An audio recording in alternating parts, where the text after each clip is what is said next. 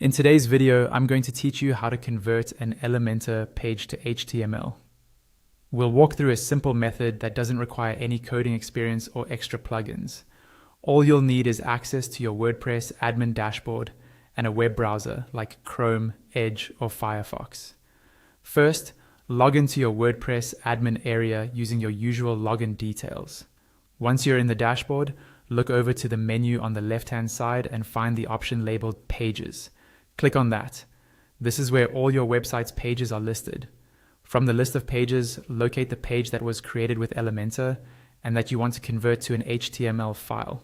When you find it, don't click the title directly. Instead, move your mouse over the page title and hover for a moment. A small set of options will appear just below the title, such as Edit, Edit with Elementor, Quick Edit, Trash, and Preview. From these options, click on Preview. Your page will now open in a new tab or window in preview mode, showing exactly how it appears to your visitors. This is the version we're going to save as an HTML file. Once the preview has fully loaded, right-click anywhere on the page. It doesn't matter whether you right-click on text, an image, or a blank area, as long as it's within the page content. From the right-click menu, select the option that says Save As or Save Page As, depending on your browser. When you click this, your computer's file browser will open. Here you can choose the folder where you want to store the HTML file.